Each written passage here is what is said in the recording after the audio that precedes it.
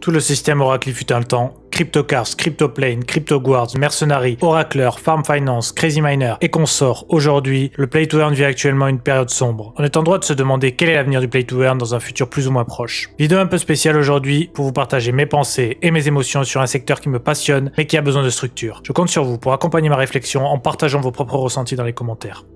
Comme tout projet incluant de l'argent, quand tout va bien, tout le monde est content. Quand un obstacle arrive, les pessimistes sont de sortie avec leurs meilleures armes, le fameux « je vous l'avais dit ». Ils ont pas tort, ils nous l'avaient bien dit. Et autant vous dire qu'en ce moment, tout va mal. Entre la grosse baisse du Bitcoin et des crypto-monnaies et la recrudescence de personnes mal intentionnées dans le secteur, il est difficile de croire en un projet. D'un côté, il y a les développeurs investisseurs qui sortent des projets foireux faits à la va-vite seulement pour se faire de l'oseille ou parce qu'ils n'ont aucune compétence. Forcément, c'est des projets peu ambitieux dont la hype s'essouffle très vite et le projet sombre sans que personne n'ait pu se ROI. De l'autre côté, il y a carrément les les développeurs qui partent avec la caisse, parfois avec un bon petit pactole, en supprimant tout leur réseau et même le site. De l'argent très facile pour des gens sans scrupules. Seulement voilà, parmi ces projets foireux, il existe des pépites et des gens qui tentent de sortir du lot. Et comme la parano est bien présente, ces projets ne verront potentiellement jamais le jour. Quand on perd de l'argent, on a bien souvent trois réflexes. Rejeter en bloc le monde des Play to Earn et dire que ce sera jamais viable. Se détester soi-même en se demandant bien comment on a fait pour être si crédule de rentrer dans cette merde. Et le dernier est de se chercher un coupable. Pour certains, il est tout trouvé, les influenceurs.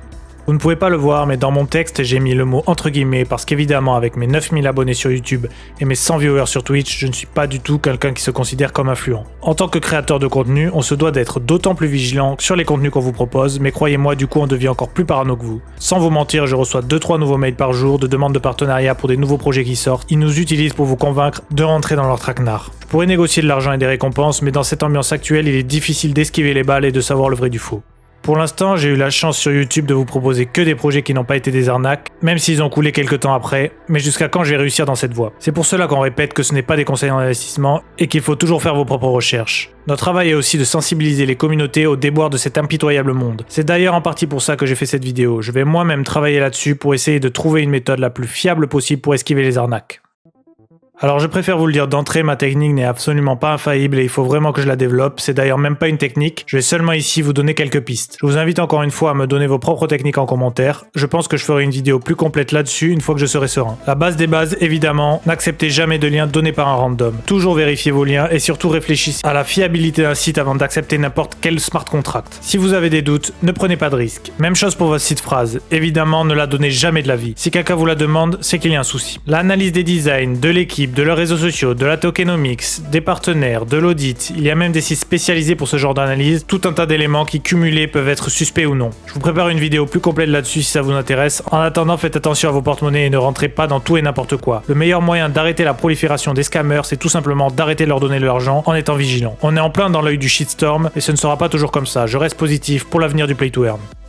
Parce que oui, il y aura un avenir dans le monde du Play to Earn, avec ou sans nous. On est très early, donc forcément on doit faire face au raté, mais il y aura forcément un avenir. Si Ubisoft et Square Enix parlent de NFT, ce n'est pas pour rien. Le public n'est pas prêt, mais il le sera. Pourquoi payer un skin sur Fortnite qui ne t'appartient pas, alors qu'avec les NFT il t'appartiendra? Alors oui, l'argent pourra pervertir les jeux, mais c'est un tout autre débat. Oui, il y aura un avenir quand les économies autour des jeux seront stabilisées et qu'il y aura du monde pour jouer dessus. À votre avis, pourquoi Sorare, le jeu de cartes de foot NFT, est l'entreprise française ayant le record de la plus grosse levée de fonds française? Quel est le secret de Sorare? Peut-être que c'est parce que l'argent ne vient pas uniquement des joueurs, ou qu'il est basé sur le TH et non pas sur un token particulier, ou qu'il y a un système plus addictif que les autres, je ne sais pas, mais ça marche. Je vais continuer à chercher, à analyser, à sélectionner et à vous présenter des jeux. Je me tromperai sûrement parfois, mais de gros jeux arrivent et on espère qu'ils seront là pour faire remonter la pente à tous les vrais joueurs en manque de gameplay. J'ai fait un sondage Twitter et 67% des participants pensent qu'il y a toujours de l'espoir. L'espoir est toujours là et une chose est sûre, je serai là pour vous présenter tout ça et j'espère que vous serez toujours à mes côtés pour qu'on puisse vivre ça tous ensemble.